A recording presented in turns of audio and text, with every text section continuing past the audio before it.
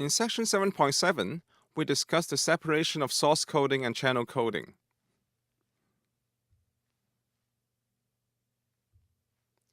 Consider transmitting an information source with entropy rate H reliably through a DMC with capacity C.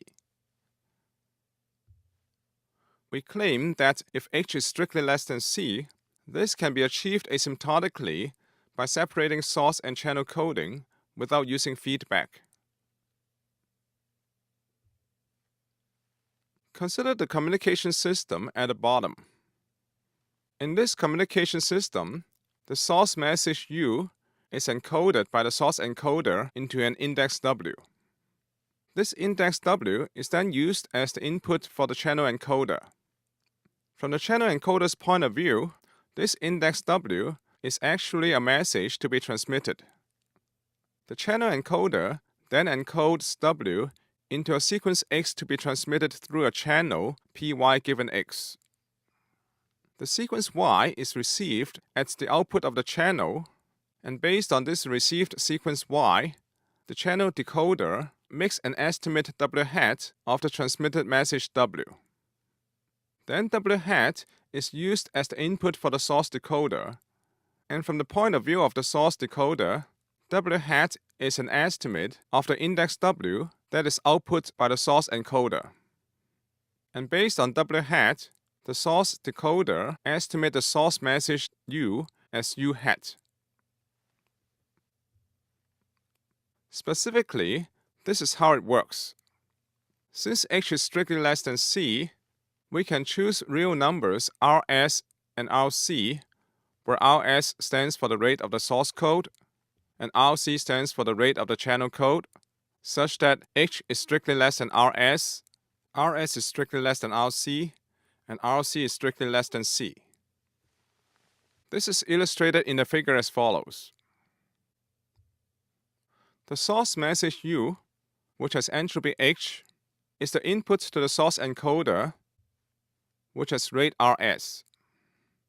The source encoder outputs W, which is used as the input to the channel encoder, whose rate is equal to Rc, where Rc is strictly greater than Rs.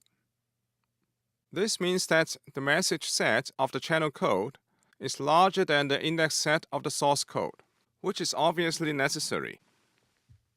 The channel encoder then outputs a sequence X, which is transmitted through the channel PY given X with capacity C to obtain the received sequence Y.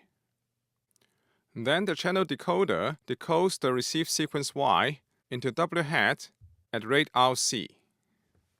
The source decoder then decodes W hat into U hat at rate Rs, where U hat hopefully is almost the same as U and has entropy rate essentially equal to H.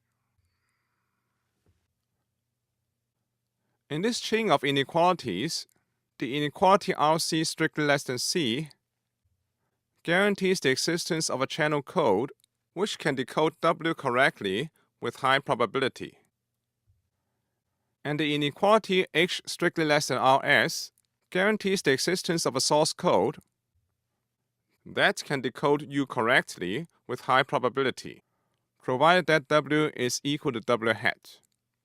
With such a pair of source code and channel code, the overall probability of error can be made arbitrarily small asymptotically. That is, when the block length n goes to infinity.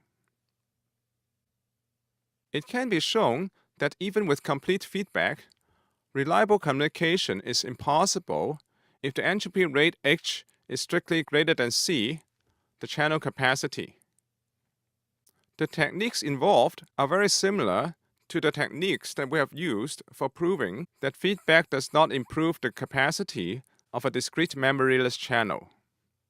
Please see the textbook for the details.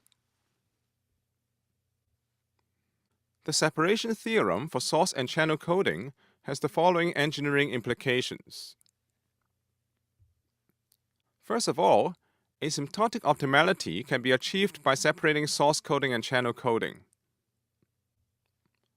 Then the source code and the channel code can be designed separately without losing asymptotic optimality. and we only need to change the source code for different information sources, and only need to change the channel code for different channels.